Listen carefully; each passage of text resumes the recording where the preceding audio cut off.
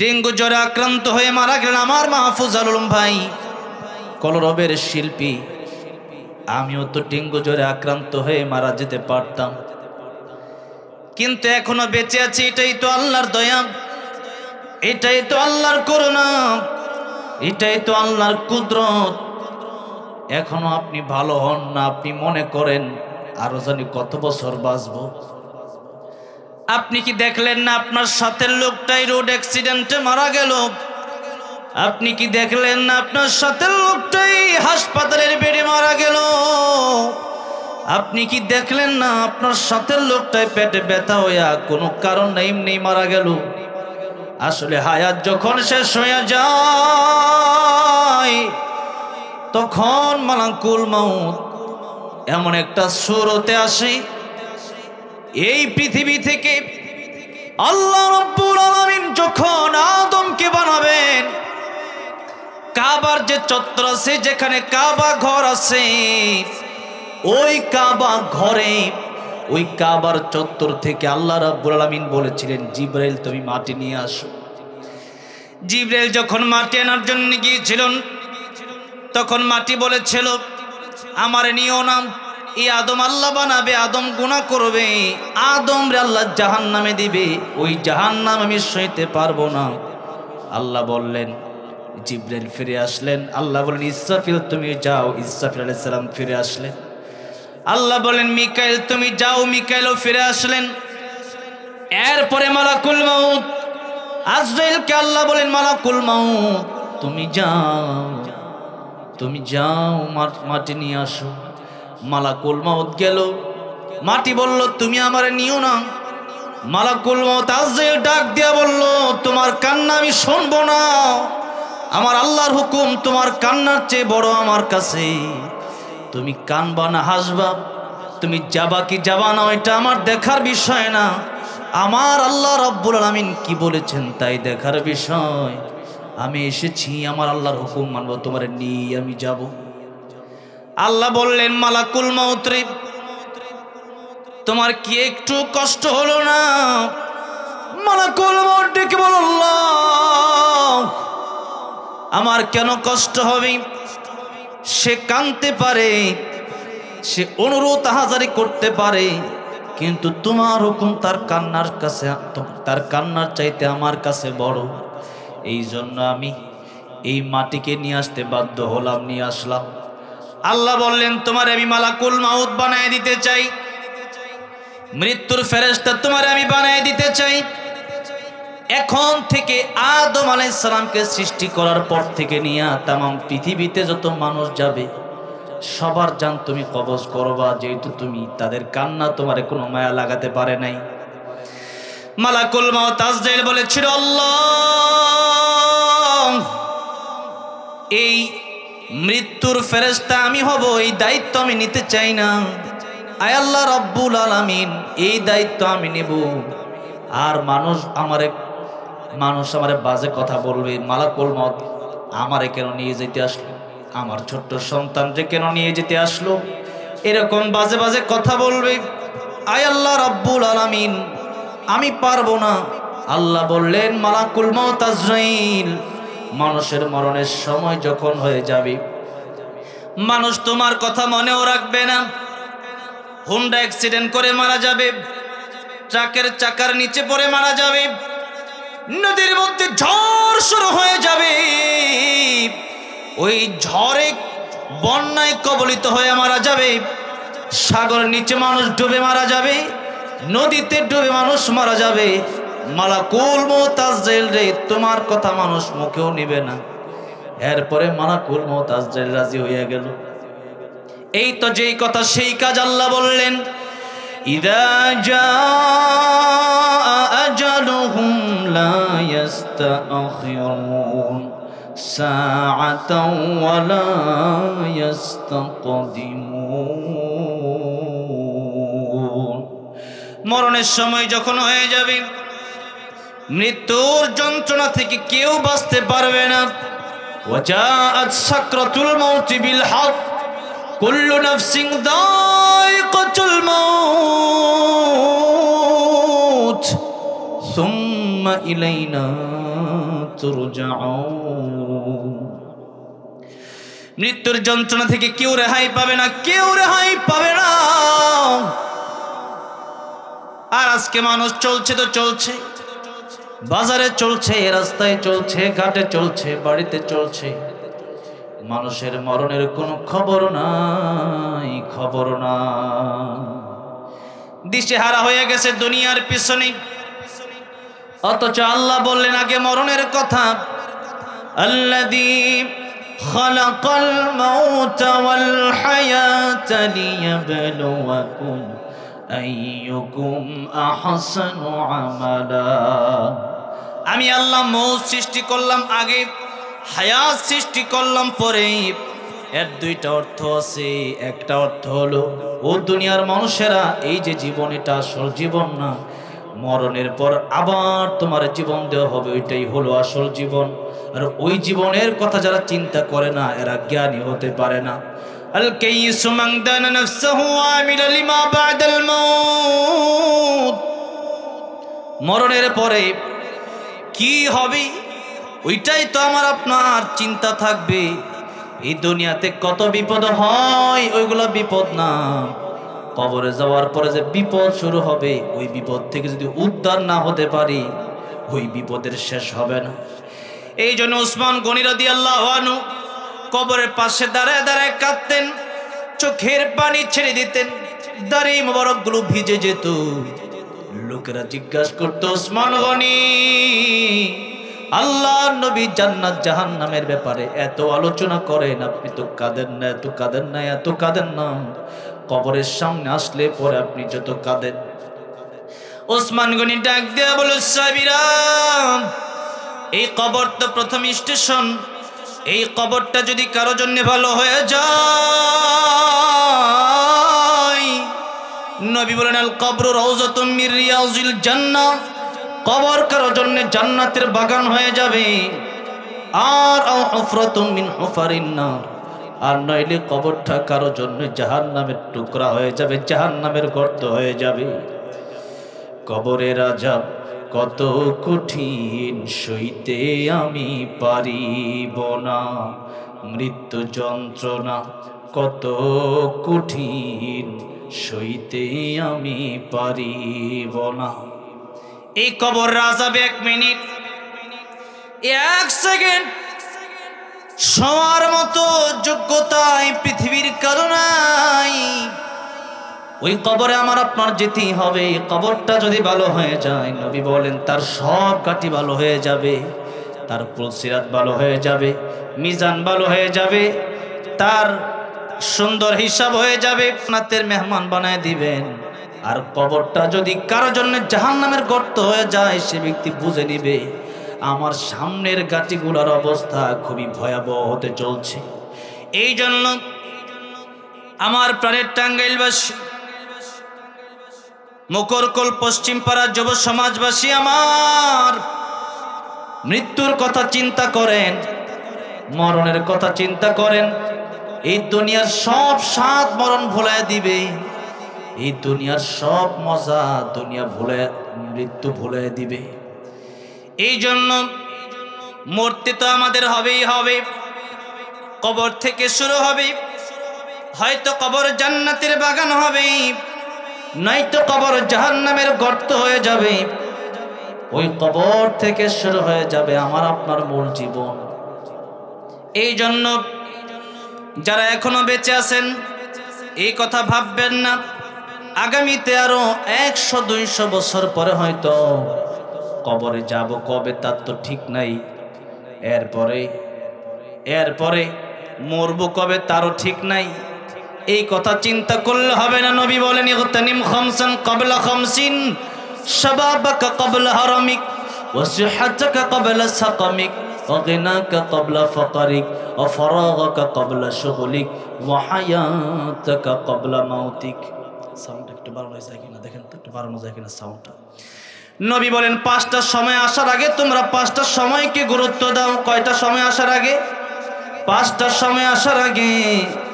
1 নম্বর নবী বললেন শাবাবাকা ক্বাবলা হারামিক, তোমরা যুবক বয়স থাকতে থাকতে আল্লাহর গোলামি করো, কারণ বৃদ্ধ হয়ে যাব ওইটার গ্যারান্টি তো নাই।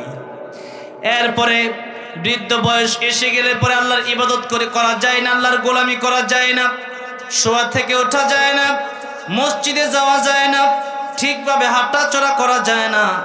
নবীজি বললেন যুবক বয়সে তোমরা আল্লাহর গোলামি করো, বৃদ্ধ বয়সে কিন্তু তোমরা পারবা না। 2 নম্বর নবী বললেন ওয়াসিহাতাকা ক্বাবলা সাকামিক, অসুস্থ হয়ে গেলে পরে আল্লাহর গোলামি করো। সুস্থ থাকা অবস্থায় আল্লাহর গোলামি করো, সুস্থ হওয়ার আগে। এই যে আমি অসুস্থ অবস্থায় আজকে আসলাম, প্রায় 1 সপ্তাহ পরে মাহফিলে বসলাম, আমি যে কথা বলতেছি কি বলতেছি তাই তো নিজেও বোঝা কষ্টকর হয়ে যাচ্ছে, অসুস্থ এই জন্য নবী বলেন সুস্থ থাকা অবস্থায় আল্লাহর গোলামি করো। সুস্থতা এটা আল্লাহর বড় নিয়ামত, কোটি কোটি টাকা এটা নিয়ামত হতে পারে না। মানুষ যদি সুস্থ থাকে ওইটাই আল্লাহর বড় নিয়ামত। সুস্থ আপনি থাকতে পারবেন না, খাইতেই পারবেন না। খালি শুনছি নবীজি 3 দিন না খেয়েছিলেন, নবীজির পরিবারে ফাতেমা রাদিয়াল্লাহু আনহা 3 দিন না খেয়েছিলেন। এই তো 3 দিন 4 দিন 1 সপ্তাহ পর্যন্ত ভাত মুখে দিতে পারি না। এখন বুঝলাম না খায়া থাকা যে কত কষ্ট। এখন তো খাইতে পারেন, আপনি মনে করেন খাইতে পারি, আমি না ইনকাম করি, আমি না টাকা কামাই, কিন্তু বিশ্বাস করেন যাদের জ্বর আসছে এরা জানে, যাদের মুখ তিতা হয়ে গেছে এরা জানে। খাবার মুখে দেয় কিন্তু খাবার খাওয়ার সুযোগ তাদের হয় না। এই জন্য নবী বলেন সুস্থ থাকা অবস্থায় আল্লাহর গোলামি বেশি বেশি করো।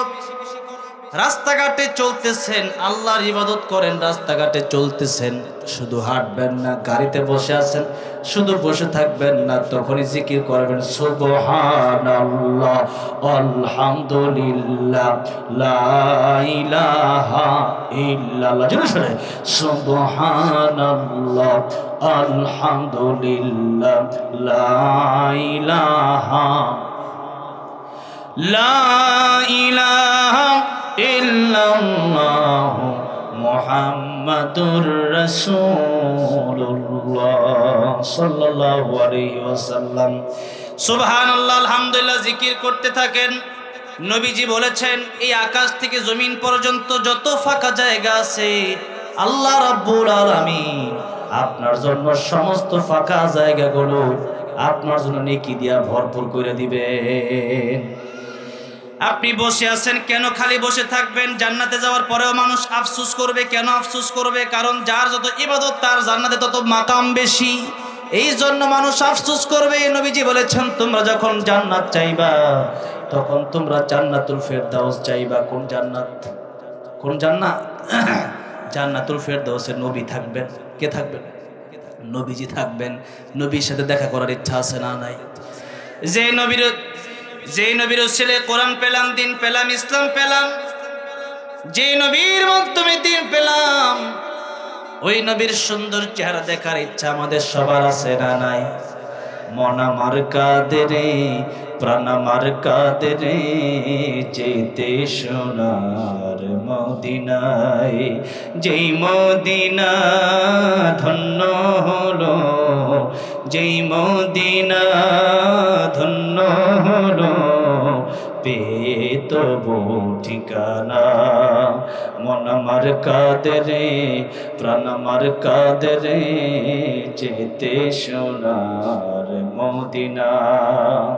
ইউসুফ পেতে জুলেখা কাঁদে, সারা কেঁদেছে ইব্রাহিম তরে। সবারই সব রূপ মহান আল্লাহ তোমায় দিয়েছে ভরে। যা আমি করতে চাই, যা আমি ধরতে চাই, মনে বাজে তাই মদিনা। মন আমার কাঁদে রে, প্রাণ আমার কাঁদে রে, যেতে সোনার মদিনা। আল্লাহ কবুল করো, সকলে বলেন আমিন। তাহলে জান্নাতুল ফেরদাউস সেটা হচ্ছে সবচেয়ে উচ্চ মাকামের ফেরদাউস। সেই জান্নাতুল ফেরদাউসে বিশ্বনবী থাকবেন। এই জন্য নবীজি বললেন জান্নাত যদি চাইতে হয় তোমরা জান্নাত চাইবা, জান্নাতে যেতেই হবে। তখন জান্নাত চাওয়ার সময় তোমরা জান্নাতুল ফেরদাউস চাও। এই জন্য আমরা দোয়া করি, আল্লাহ আমাদের আব্বা আম্মা যারা মারা গেছে তাদেরকে আপনি জান্নাতুল ফেরদাউস দিয়ে দিন, জুড়ে বলেন আমিন। এবার আসুন, জান্নাতে সবার মাকাম একরকম হবে না। আপনি মনে করতে পারেন আমার আল্লাহ রহমান, আমার আল্লাহ রহিম, আমার আল্লাহ গফফার, আমার আল্লাহ সাত্তার। আল্লাহ তো তওবার দরজা খোলা রাখছে, মাফ চাইলে আল্লাহ মাফ করে দিতে পারেন কি পারেন না? আল্লাহ তো মাফ করে দিতে পারেন। এখন আল্লাহ মাফ করে যদি জান্নাতে আমারে দিয়া দেয়, তাহলে অনেক বড় বড় আলেম, আব্দুল কাদের জিলানী রহমতুল্লাহ আলাইহি, আশরাফ আলী থানভী রহমতুল্লাহ আলাইহি, ইমামে আজম আবু হানিফা রহমতুল্লাহ আলাইহি, ইমাম আহমদ ইবনে হাম্বল রহমতুল্লাহ আলাইহি, আল্লাহর ওলিরা যারা ছিলেন, আমিও একই জান্নাতে যাব, এটা হয় না, হবে না। জান্নাতের আলাদা আলাদা মাকাম আছে। আপনার ইবাদত যত বেশি হবে আপনার জান্নাতটাও তত সুন্দর বেশি হবে। এই জন্য আজকে থেকে ইবাদত বেশি বেশি করার দরকার আছে না নাই? এই সময়গুলোর জন্য মানুষ আফসোস করবে। ওই সময় যদি, যখন বাসে ছিলাম, বাড়িতে ছিলাম, রাস্তায় ছিলাম, ওই সময় যদি আমি শুধু না হেঁটে, শুধু বাসে বসে না থেকে সুবহানাল্লাহ আলহামদুলিল্লাহর জিকির যদি আমি করতে পারতাম, মিজানের পাল্লায় সপ্ত আকাশ সপ্ত জমিন যদি দিয়া দেয়, মিজানের পাল্লা নড়ে না। আর সুবহানাল্লাহ সুবহানাল্লাহি ওয়া বিহামদিহি সুবহানাল্লাহিল আযীম যদি মিজানের পাল্লায় দিয়া দেয়, মিজানের পাল্লা আর সইতে পারে না। আল্লাহু আকবার। কিন্তু সে আমল তো আমি আপনি করি না। আমরা কে না জানি সূরা ইখলাস 3 বার পড়লে 1 খতম কোরআন শরীফের সওয়াব হবে। আমরা জানি কি জানি না? সবাই জানি কিন্তু মানি তো না। 3 বার সূরা ইখলাস পড়লে লাগে মাত্র 1 মিনিট। আমার সাথে পড়েন বিসমিল্লাহির রহমানির রহিম। কুল হুয়াল্লাহু আহাদ আল্লাহুস সামাদ লাম ইয়ালিদ ওয়া লাম ইউলাদ ওয়া লাম ইয়াকুল লাহু কুফুয়ান আহাদ। 10 পড়ার সওয়াব হয়ে গেছে। আবার পড়েন বিসমিল্লাহির রহমানির রহিম। কুল হুয়াল্লাহু আহাদ আল্লাহুস সামাদ লাম ইয়ালিদ ওয়া লাম ইউলাদ ওয়া লাম ইয়াকুল লাহু কুফুয়ান আহাদ। আবার পড়েন বিসমিল্লাহির রহমানির রহিম। কুল হুয়াল্লাহু আহাদ আল্লাহুস সামাদ লাম ইয়ালিদ ওয়া লাম ইউলাদ ওয়া লাম ইয়াকুল লাহু কুফুয়ান আহাদ। বাড়িতে যারা যাবেন কিছু না নিয়ে যাইতে পারলেও 1 খতম কোরআন শরীফের সব সবার আমলনামায় আল্লাহ দিয়ে দিছে। তো এই তো আমল করতে লাগলো আমাদের 1 মিনিট। 1 মিনিটে 3 বার সূরা ইখলাস পড়া যায়, জান্নাতের মাকাম বাড়ানো যায়, জান্নাতে ফলের গাছ লাগানো যায়। এরপরেও আমি আপনি পড়তে রাজি না। মানুষের গীবত করতেই থাকেন, মানুষের অপবাদ দিতেই থাকেন, অযথা কথা বলতেই থাকেন। এই অযথা কথা বলার সময়, অযথা কথা বলার জন্য তো আপনার এই সময় দেওয়া হয় নাই। আল্লাহ বলেন ওয়াল আসর। এই যে সময়ের কসম আল্লাহ কাটলেন, তার মানে সময়ের বড় দাম। এই সময় নিয়ে নবীজি বললেন 2 নম্বরে সিহহাতাকা ক্বাবলা সাকামিক। সুস্থ যদি থাকো, অসুস্থ হওয়ার আগে আল্লাহর গোলামি করো। অসুস্থ হয়ে গেলে পরে সুস্থতা তুমি চাইবা আর নাও পাইতে পারো। 3 নম্বরে নবী বললেন গিনাকা ক্বাবলা ফাকারিক। নদীর এপার ভাঙে ওপার গড়ে, এই তো নদীর খেলা। সকাল বেলার ধনীর তুই ফকির সন্ধ্যা বেলা। টাকা পয়সা আছে, ওইটা তো আল্লাহর দেওয়া নিয়ামত। কত মানুষ সারা জীবন চাকরি কইরা 5 কাঠা জায়গা কিনতে পারে না। আর কত মানুষের বাপের সম্পত্তির অভাব নাই, বিঘাকে বিঘা জায়গা তার বাপের অভাব নাই, তাতে আল্লাহ পৈতৃকভাবে দিয়ে দিছে। এই যে সম্পত্তি, আল্লাহ বলেন এই সম্পত্তি তোমার না, এই সম্পত্তির একচ্ছত্র মালিকানা আমি আল্লাহ রাব্বুল আলামিনের। আমি আল্লাহ তোমার দিলাম পরীক্ষা করার জন্য। আল্লাহ কাউরে ধন দিয়া পরীক্ষা করেন, কাউরে না দিয়া পরীক্ষা করেন। আল্লাহ দিয়া দেখেন বান্দা এই টাকা পয়সা আল্লাহ রাস্তায় খরচ করে কি করে না? আর না দিয়া দেখেন বান্দা ধৈর্য ধরে কি ধরে না। এই জন্য নবীজি দুইজন জামাতা, একজন উসমান গনি, আরো তো জামাতা ছিল, কিন্তু এই দুজনের কথা এই জন্য বলতেছি। উসমান গনি রাদিয়াল্লাহু আনহু তিনি বড়ই ধনী ছিলেন। একজন গেছে, ও নবীর সাহাবী, নবীজি আমাকে পাঠিয়েছেন, আমারে কিছু দান করেন। উসমান গনি বলেন, ওই যে উটের পাল রাখা আছে, যত উট মনে চাই তুমি নিয়ে যাও। বলেন সুবহানাল্লাহ। আরেকজন জামাতার নাম হলো হযরতে আলী রাদিয়াল্লাহু আনহু। আলী রাদিয়াল্লাহু আনহুর ঘরে একদিন, দুই দিন, তিন দিন পর্যন্ত যায়, ঘরের ভিতরে আগুন জ্বলে না, খাবার তাদের ভাগ্যে হয় না। এই যে গরিবও ছিল, ধনীও ছিল, এটাই আল্লাহর সিস্টেম। কাউকে আল্লাহ ধনী বানায় দিবে, কাউকে আল্লাহ গরিব বানায় দিবে। তবে গরিব যদি পরীক্ষায় পাস করতে পারে, ধনীর 500 বছর আগে গরিব জান্নাতে চলে যাবে। আমার ভাইরা, আমার মুরব্বী ওয়াজিরা, তাই আসুন নবী বললেন, গিনাকা ক্বাবলা ফাকারিক, ফকির হয়ে যাওয়ার আগে ধনী থাকা অবস্থায় তুমি ধনী। ধনী মানে আপনার কাছে কোটি কোটি টাকা আছে, আপনি ধনী তা না। একজনের কাছে 10 টাকা আছে, তার সিস্টেম অনুযায়ী আপনার কাছে যে 500 আছে তাতে আপনি ধনী। এই 500 টাকা থেকে আপনি কিছু দান করেন। হযরতে বেলাল রাদিয়াল্লাহু আনহু একটা মাত্র কাপড়, কয়টা? একটা মাত্র কাপড়, এত গরিব আর এত কালো, সেই হযরতে বেলাল রাদিয়াল্লাহু আনহু 2টা পোশাক যার নাই, সেই বেলাল রাদিয়াল্লাহু আনহু নবী ডাক দিয়া বলেন, আনফিক ইয়া বেলাল, বেলাল তুমিও দান করো। তার মানে 10 টাকা থাকলে তুমি 2 টাকা হইলেও দান কইরো। যার আছে কোটি টাকা, আপনি 2 টাকা কেন দিবেন? আপনি বেশি বেশি দিবেন। নবী বলেন, টাকা পয়সা থাকলে আল্লাহর রাস্তায় খরচ করো। 4 নম্বরে নবী বললেন, ফারাগাকা ক্বাবলা শুগলিক, অবসর থাকা অবস্থায় আল্লাহর গোলামি করো, কারণ ব্যস্ত হয়ে গেলে পারবা না। মানুষ দিনে দিনে অবসর হয় না, ব্যস্ত হয়। ব্যস্ত হয়। মানুষ যখন ছোট থাকে তখন ভাবে আস্তে আস্তে বড় হব, মনে হয় অনেক সুখে শান্তিতে থাকবো। এরপরে পড়ালেখা করতে দিলে সে পড়ালেখা কবে শেষ করবে, কবে মাস্টার্স কমপ্লিট করবে, কবে সে চাকরিতে যাবে চিন্তা করে ওই সে মনে হয় আরামে ঘুমাতে পারবো। কিন্তু না, ছাত্র থাকলে অসুখের বান ধরা যায়। ছাত্র থাকা অবস্থায় মন চাইলে ঘুমানো যায়, মন চাইলে মোবাইল চালানো যায়, কিন্তু শিক্ষক হইলে পরে কর্মজীবন আসতে পরে তা করা যায় না। এই জন্য আমার এক উস্তাদ বলতেন, যখন তোমার 2 পাও যেথায় খুশি সেথায় যাও, যখন তোমার 4 পাও ভাত কাপড় দিয়ে যাও, যখন তোমার 6 পাও আব্বু তুমি কোথায় যাও। কথাটা কি বুঝতেছেন আপনারা? আপনি 2 পাও মানে আপনি সিঙ্গেল আছেন, এখনো বিয়ে শাদী করেন নাই, ফ্রি আছেন। বিয়ে করছেন মানে এখন 4টা পাও আপনার হয়েছে, দায়িত্ব শুধু আপনার 2 পা, ওই 2 পায়ের দায়িত্ব আপনার কাছে এসে পড়লো, মানে আপনার স্ত্রীর পায়ের দায়িত্ব।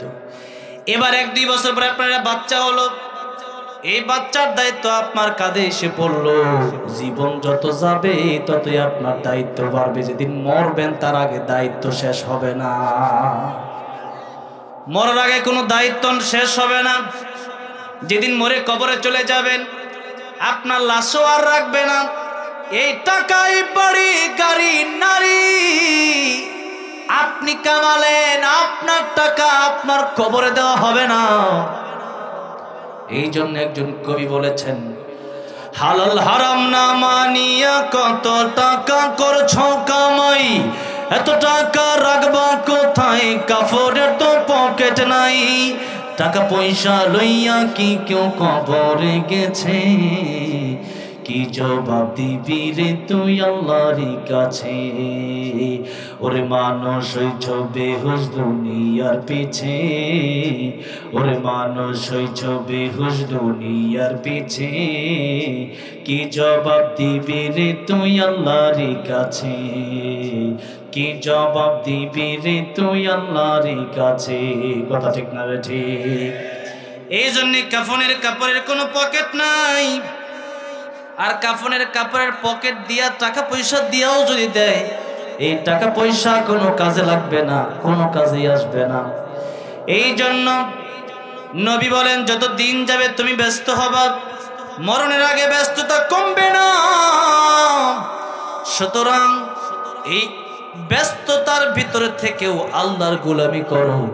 আর যদি অবসর থাকো তাহলে এটা তোমার জন্য বোনাস হয়ে গেল। নবী 5 নম্বর বলেন, হায়াতাকা ক্বাবলা মাউতিক, মরণের আগে তোমরা ভালো হয়ে যাও। মরণের আগে যদি ভালো না হও, মরণের পরে ভালো হওয়ার কোনো সুযোগ আর নাই। আছে নাকি? মরণের পরে ভালো হওয়ার কোনো সুযোগ আছে? মরণের পরে ভালো হওয়ার কোনো সুযোগ নাই। এবার আপনার কাছে আমি 2টা দিক রাখবো। একটা দিক হলো যেই জীবনের শুরু আছে শেষও আছে, আর একেবারেই অল্প জীবন। আরেকটা জীবনের শুরু আছে, শান্তির যে শুরু আছে, সেই জীবনের গ্যারান্টিও আছে, সেই জীবনের শেষ নাই। আপনি কোন জীবনটা চান বলেন? যে জীবন শেষ নাই ওই জীবনটাই তো আপনি চাবেন, ঠিক না? ঠিক, ওই জীবনটাই আমাদের চাওয়া দরকার। কিয়ামতের ময়দান অনুযায়ী এই দুনিয়াটা যারা 60 বছর বাঁচলো, এরা মাত্র 2 মিনিট বাঁচলো। এই 2 মিনিটের জন্য জীবন তামা তামা কইরা ফেলে দিলাম। কিন্তু যেই জীবনের শুরু আছে, যেই জীবনের শেষ নাই, ওই জীবনের জন্য আমি আপনি কি করলাম? এই জন্য দুনিয়ায় চলাকালীন অবস্থায় আমরা যে চলবো, আমরা যে চলাফেরা করব, আখিরাতের প্রস্তুতি নিব, ঈমান যদি আমাদের থাকে আর হালাল ইনকাম যদি আমি আপনি করতে পারি, আর যদি নেক আমল করতে পারি, নেক আমলটা যদি কম হয়, আমার আপনার ইবাদতটা যদি হালালের সাথে হয়, তাহলে আমাকে আপনাকে আল্লাহ রাব্বুল আলামিন যদি ঈমান কমও থাকে, এই দুনিয়ার চাইতে কমপক্ষে 10 গুণ বড় একটা জান্নাতের মেহমান বানায় দিবে। এবার আল্লাহ রাব্বুল আলামিন আমার আলোচ্য আয়াত নিয়ে আমি কথা বলতে চাই, এই জন্য লম্বা চূড়া কথা বললাম। কোরআন শরীফে 3 শ্রেণীর মানুষের কথা আল্লাহ রাব্বুল আলামিন বললেন। কোরআন শরীফে 1 শ্রেণীর লোকের কথা বললেন, যারা আল্লাহকে একেবারেই মানে না। এরা হচ্ছে কাফের। সূরা কাফিরুন কোরআন শরীফে আছে না নাই? আরেকটা সূরা আছে, ওইটা হইল লা ইলাহা উলাই ওয়ালা ইলাহা উলা। এই বাংলাদেশে দেখবেন অনেক লোক আছে, যখন যেই প্রধানমন্ত্রী ক্ষমতায় থাকে তারই পক্ষ নিয়ে নিয়ে খালি ঘুরে, আল্লাহর নামও নেয় না, তার বাপের নাম যতবার নেয়। এই জন্য এইগুলোর ব্যাপারে কোরআন শরীফে বলা হয়েছে মুনাফিক। এগুলো কি? মুনাফিক। এই জন্য আল্লাহ বললেন সূরা মুমিনুন আয়াতে বললেন, আমি যে আয়াত তেলাওয়াত করলাম, আল্লাহ বললেন ইয়া আইয়ুহার রাসূলু কুলু মিনাত তাইয়্যিবাতি ওয়া আমালু সালিহা। আল্লাহ এই কথাটা ঈমানদারকেও বলেছেন অন্য আয়াতে সূরা বাকারায়। আর সূরা মুমিনুনে আল্লাহ রাব্বুল আলামিন নবীদেরকে বললেন, রাসূলদেরকে বললেন, আমি পৃথিবীতে যত রাসূল পাঠিয়েছি সবাইকে বলেছি তোমরা হালাল খাও। কি খাও? হালাল খাও। হালাল যদি আপনি খান, আপনার দোয়া কবুল হবে নিশ্চিত। আপনার কাবায় যেতে হবে না, আপনি এখানে দোয়া করলে ওইটাই আপনার কবুল হয়ে যাবে। আর হারাম যদি আপনি খান, তাহলে আপনার ক্ষতি আছে 4টা। 1 নম্বরে আপনার দোয়া কবুল হবে না, 2 নম্বরে আপনার ইবাদত কবুল হবে না, 3 নম্বরে নবীজি বলেছেন যেই গোশত রক্ত হারাম দিয়া সে ব্যক্তি পরিপূর্ণ করলো, সেই গোশত হাড্ডি সেই দেহ জান্নাতে প্রবেশ করবে না। তাহলে তো জান্নাতে প্রবেশ না করতে পারলে তো আমার আপনার জীবনটাই বৃথা হয়ে গেল। আর 4 নম্বর কথা হলো, আপনি সুদ, ঘুষ, চুরির টাকা, বোনের জমি, আরেকজনের হক মেরে খেয়ে যদি এটা হালাল মনে করেন, তাহলে আপনার ঈমানই থাকবে না। হালালকে হালাল মনে করতে হবে, হারামকে হারাম মনে করতে হবে। হালালকে যদি আপনি হারাম মনে করেন আর হারামকে যদি হালাল মনে করেন, ঈমান আপনার থাকবে না। এই জন্য সুদকে যদি আপনি এই কথা মনে করে খান, যেটা তো হালাল খাচ্ছি আমি, আমাদের সরকার ব্যবস্থা করে দিল, ব্যাংকে রাখলেন 50 লাখ টাকা, এখন মুরব্বী হয়ে গেছেন, নামাজও মাশাআল্লাহ পড়েন, মাশাআল্লাহ আপনি তাসবিহও পড়েন, হজও কয়েকবার করে আসছেন, দাড়িগুলো পেকে গেছে, কিন্তু এখন আপনি সুদে যদি টাকা লাগান, আপনার ওই যে টুলিতে মাছ বললো কিন্তু নদীর তলা যেমন খালি, ইবাদত করার কোনো দরকার নাই। হয়তো হারাম ছাড়েন, নয়তো ইবাদত করেন, ইবাদতও করবেন, হারামও ছাড়বেন না, তাতে কোনো লাভ হবে না। আর এই যে হারাম আপনি যদি কামান, এই হারাম নিয়ে কিন্তু আপনি কবরে যেতে পারবেন না। আপনার কবরে আপনার স্ত্রী যাবে না, আপনার কবরে আপনার সন্তান যাবে না, আপনার কবরে আপনার বন্ধু যাবে না, আপনার কবরে আপনাকে একাই যেতে হবে। সুতরাং কবরে যাবেন আপনি, আর আপনি যে জমায়ের টাকাগুলো রেখে গেলেন, এই টাকাগুলা খাবে আপনার সন্তান, বাইক কিনে ঘুরবে সে, আর বিপদে পড়বেন আপনি। এই জন্য এই দুনিয়ার এই মানুষগুলো এই কথাগুলো শোনার পরেও যদি না বোঝে, বিবেকহীন হয়ে যদি কবরে যাওয়া হবে না, শাস্তি কিন্তু আপনার ভোগ করাই লাগবে। এই জন্য রিজিক তো আল্লাহ রাব্বুল আলামিন, আমার আপনার রিজিক তিনি তো আসমান থেকে ফয়সালা করেন। কোন জায়গা থেকে ফয়সালা করেন? আসমান থেকে ফয়সালা করেন। আল্লাহ রাব্বুল আলামিন সূরা জুমুয়ার 10 নম্বর আয়াতে বললেন, ফাইদা কুদিয়াতিস সালাতু ফান্তাশিরু ফিল আরদ ওয়াবতাগু মিন ফাদলিল্লাহি ওয়াযকুরুল্লাহা কাসীরান লাআল্লাকুম তুফলিহুন। আল্লাহ বলেন নামাজের পরে আগে নামাজ, আগে কি? আগে নামাজ। সৌদি আরব একবার, সৌদি আরব প্রচন্ড গরম, আমি উমরা করতে যখন গেলাম, একটা দোকান খোলা আছে, মেরিল আছে, মেরিল। আমি বললাম একটা মেরিল কে আমার দেওয়া যায় না? মেরিল আমি ঠুটে দেবো, আমার ঠোঁট ফেটে যাচ্ছে গরমের কারণে, এত গরম। ওই সময় কুলি করার সময়, ওযু করার সময় গরম পানির কারণে নাক দিয়ে রক্ত বের হতো আমার, এত অবস্থা, গরমের অবস্থা এতই খারাপ। আমি বললাম একটা মেরিল কে আমার দেওয়া যায় নাই? আমারে বলল না, হাইয়া আলাস সালাম, নামাজের দিকে আসো, আজান হয়ে গেছে, দোকান খোলা থাকবে কিন্তু ব্যবসা আমার চলবে না। দোকান খোলা থাকবে, টাকা দিতে পারো কিন্তু মাল তোমার দেওয়া হবে না। এখন নামাজের সময় এখন কিসের কেনাকাটা? আমাকে ধমকের সুরে বলছে। একটু চিন্তা করে দেখেন, এটা হইলো আসল মুসলমান। আর আমি আপনি দুনিয়ার জন্য, দোকানের জন্য ফজর যায়, জোহর যায়, আসর যায়, মাগরিব যায়, এশা যায়, কিন্তু আমি আপনি 500 টাকা কামানোর জন্য বসে রইলাম। অথচ যেই ব্যক্তি নামাজি, ওই ব্যক্তির ব্যবসায় আল্লাহ বরকত দিয়ে দেয়, আপনি কল্পনাও করতে পারবেন না। আর আপনি নামাজ পড়েন না, টাকা ঠিকই কামালেন, জীবনে এমন রোগ আল্লাহ দিবে। এই যে হসপিটাল থেকে আসলাম, হসপিটালে যারা যায় তাদেরকে দেখে আসলাম। আমি তো সাধারণ বেডেই ছিলাম, এমনও বেড আছে দৈনিক 1 লাখ টাকা ভাড়া দিতে হয়। এখন আপনি সারা জীবন কামালেন, যদি জীবনের শেষ মুহূর্তে 6 মাস ওই বেডে আপনার পড়তে হয়, আইসিইউতে আপনার যেতে হয়, অ্যাম্বুলেন্স লাগে প্রতিদিন, ইনজেকশন দিতে হয় প্রতিদিন, এই সারা জীবনের টাকায় এই 6 মাসে শেষ হয়ে যাবে। আর নামাজ আপনি পড়েন, আগে নামাজ পড়েন, এরপরে রিজিক অন্বেষণ করেন, অল্প কামাবেন কিন্তু আল্লাহ বরকত দিয়ে দিবে।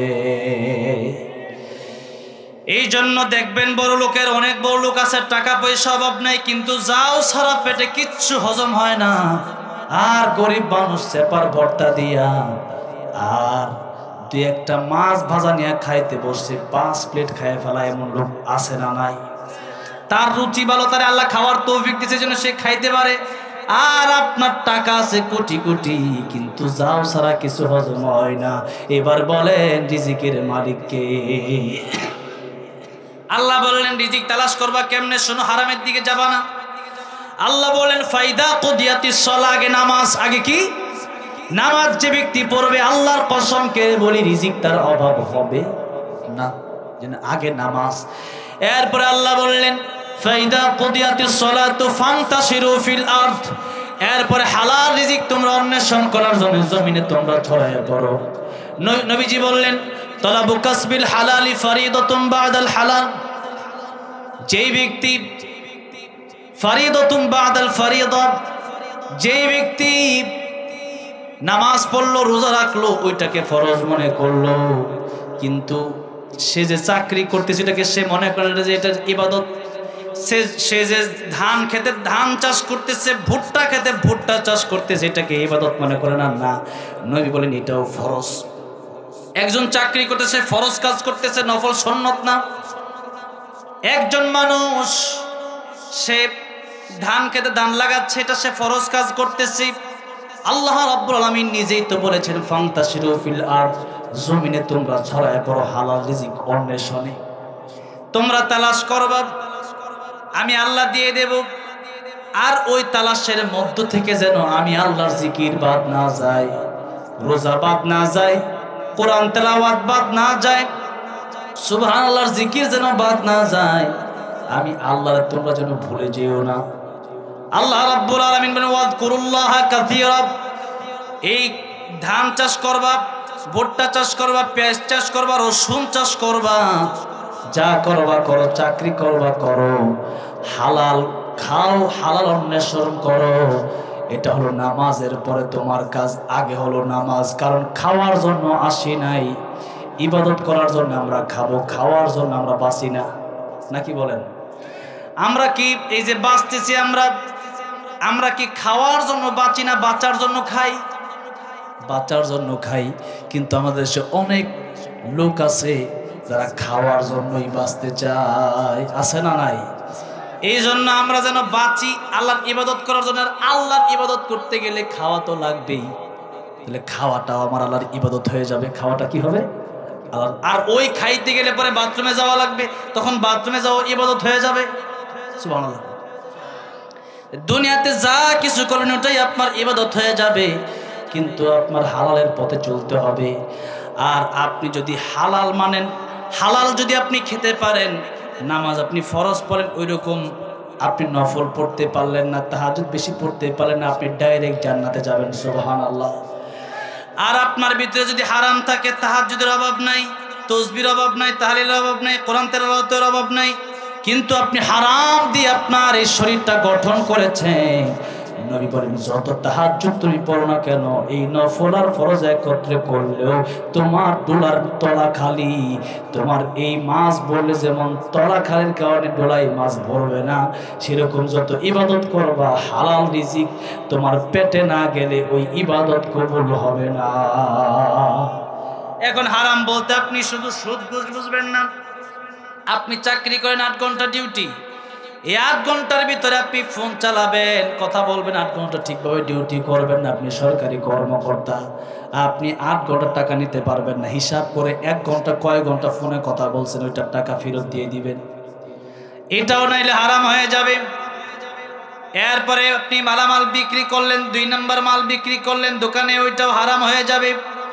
মিথ্যা কথা বলে মাল বিক্রি করলেন, ওইটাও হারাম হয়ে যাবে। ভাই, এই যে আমার ক্ষেতে 10 মণ ধান তোমার কাছে বিক্রি করতেছি, কালকে একজনে আইসা বলছে 50 টাকা করে কেজি, তোমার দিয়ে দিতেছি 40 টাকা করে কেজি। এরকম মিথ্যুক আছে না নাই? এরকম মিথ্যা কথা বললেন 1 টাকাও আপনার হালাল হবে না, হারাম হয়ে যাবে। এই জন্য হারাম নেয়া যদি কবরে যান, জাহান্নাম ছাড়া কোনো উপায় নাই। আমার নবী নিজেও হালাল খাওয়ার জন্য কাজ করছেন। আজকে তো বর্তমানে হালাল ইনকাম করা বড়ই কঠিন, আর আগের নবীরা কাজ করতেন। দাউদ আলাইহিস সালাম কিসের কাজ করতেন? তিনি কামার ছিলেন, কামার। আরেকজন নবী জাকারিয়া আলাইহিস সালাম, নবীরা কৃষি ছিলেন। এরপরে আরো নবী ছিলেন যারা বকরি চড়াইছে। দুনিয়াতে এমন কোন নবী নাই যে নবী বকরি চড়ায় নাই। সুবহানাল্লাহ। কোন?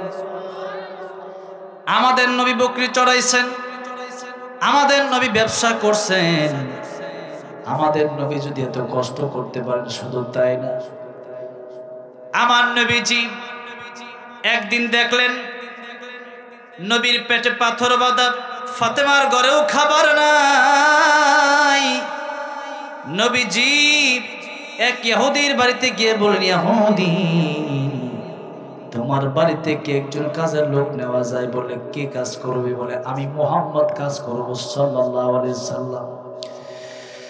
বলল, তুমি কাজ করবা, কি কাজ তোমার দেওয়া যায়? ওই যে কুয়া আছে, কুয়া থেকে নিয়ে পানি দেবা।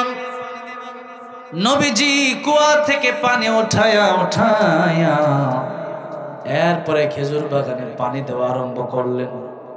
হঠাৎ করে বালতিটা কুয়ার ভিতরে পড়ে যায়। ইহুদি আমার নবীর সুন্দর গালে একটা থাপ্পড় মেরে দেয়।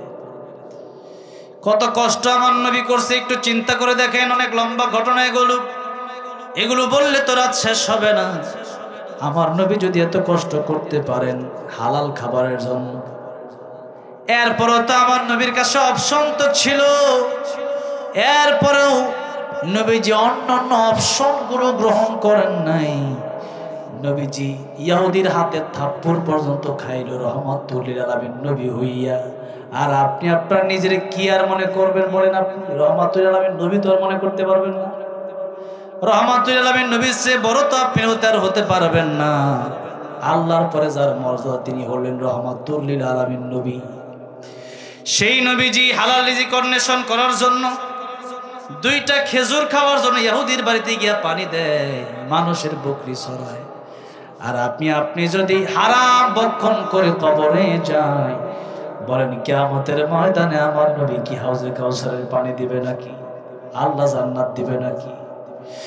আমার ভাইরা, আমার মুরব্বী বাবাজিরা, এই জন্য হারাম যারা খান এখনো সময় আছে, তওবা করেন, হারাম ছেড়ে দেন। হারাম যদি না ছাড়তে পারেন ইবাদতে কোনো মজা আপনি পাবেন না, নামাজে মজা পাবেন না, রোজায় মজা পাবেন না, জিকিরে মজা পাবেন না। যার ভিতরে হারাম আছে সে বদকার হয়ে যায়, আর যার ভিতরে হালাল আছে সে ব্যক্তি নেককার হয়ে যায়। আর ইন্নাল আবরার লাফি নাঈম ওয়া ইন্নাল ফুজ্জার লাফি জাহিম। নেককার হলে জান্নাত সম্ভব, বদকার হলে জান্নাত সম্ভব না। এই জন্য হালাল আজকে থেকে আমরা যারা চলাফেরা করব, প্রত্যেকটা কাজে নবীজি বলেছেন এমন একটা সময় আসবে যে সময়টাতে মানুষ হালাল কারে বলে হারাম কারে বলে ওইটাও মানুষ চিন্তা করবে না। এই জন্য হালাল হারাম বাছাই যদি না করতে পারেন, এখানে যদি আপনি কৃপণতা করেন যে যা আসছে তা শুধু খাই আর খাই, এইভাবে যদি আপনার দেহ, আপনার রক্ত, আপনার মাংস যদি গড়ে উঠে, তাহলে কিয়ামতের ময়দানে জান্নাত আপনার নসিব হবে না, হাউজে কাউসারের পানি আপনার নসিব হবে না। আর হালাল খেয়ে আপনি অল্প ইবাদত করবেন, এই ইবাদত আল্লাহর কাছে কবুল হয়ে যাবে। সুবহানাল্লাহ। এই জন্য আর দুনিয়াতে হালালি বেশি, দুনিয়াতে কি বেশি? হালালি বেশি, হারাম কম। আল্লাহ হালালের বেলা আল্লাহ রাব্বুল আলামিন ডাইরেক্ট বলছে খাও পান করো তোমরা, ডাইরেক্ট বলছে। আর হারামের বেলায় আল্লাহ বলছেন হুরিমাত আলাইকুমুল মাইতাতু ওয়াদ-দামু ওয়া লাহমুল খিনজির ওয়া মা উহিল্লা লিগাইরিল্লাহি বিহি ওয়াল মুনখানিকাতু ওয়াল মাওকুযাতু। রক্ত খাওয়া হারাম, মৃত প্রাণী খাওয়া হারাম, মদ খাওয়া হারাম, জুয়া খেলা হারাম। এরপরে এই সমস্ত বিষয়গুলো আল্লাহ রাব্বুল আলামিন আলাদা আলাদা করে বলেছেন। এই জন্য হারাম কম। এরপরেও যদি আমরা হারাম থেকে বেঁচে না থাকতে পারি, তাহলে কিয়ামতের মধ্যে আমরা জবাব দিতে পারবো না। এই জন্য সুদ বলেন, ঘুষ বলেন, অন্যের জমি মেরে খেয়ে বলেন, অন্যের 10টা টাকা খেয়ে বলেন, যেভাবেই হোক হারাম যদি খেয়ে ফেলেন, আপনি মসজিদে যাবেন না, আপনি রোজা রাখবেন না, আপনি কোরআন পড়বেন না, দরকার নেই। আর আপনি যদি মনে করেন না আমি হালাল খাচ্ছি, তাহলে হ্যাঁ আপনি মনে করতে পারেন যে আমার কাবার গিলাফে না যাইতে পারলেও আমি এখানে বসে দোয়া করব, সেই দোয়া আল্লাহ কবুল করে নেবেন। এই জন্য হালাল খেতে রাজি আছেন তো ইনশাআল্লাহ? আল্লাহ রাব্বুল আলামিন বললেন আগে কুলু মিনাত তাইয়িবাত ওয়া আমালু সালিহা, আগে হালাল খাও পরে ইবাদত করো, আমি আল্লাহ তোমার ইবাদতটা সুন্দরভাবে কবুল করে নিব। সুবহানাল্লাহ। ইবাদত করলেন, কবুল না হলে এটা আফসোস, কিয়ামতের দিন আফসোস করবে যে ইবাদত করলাম কবুল হইল না, তো ইবাদত না করাই ভালো ছিল। ইবাদত করলেন, হারামও খেলেন, তাহলে এই ইবাদতটা কবুল হলো না, দুনিয়া এবং আখিরাত দুইটাই ধ্বংস হলো। এজন্য হারাম আমরা ছেড়ে দেব, হালাল আমরা গ্রহণ করে নেব। যারা হালালকে হালাল মানবে, হারামকে হারাম মানবে, এদেরকেই আল্লাহ রাব্বুল আলামিন জান্নাতের মেহমান বানাবেন। আল্লাহ রাব্বুল আলামিন আমাদেরকে হালালকে হালাল মেনে বুঝে এবং হারামকে হারাম মেনে বুঝে আমল করার তৌফিক দান করেন। জুড়ে বলেন আমিন। ওয়া আখিরু দাওয়ানা আলহামদুলিল্লাহি রাব্বিল আলামিন। এখন মুনাজাত হবে।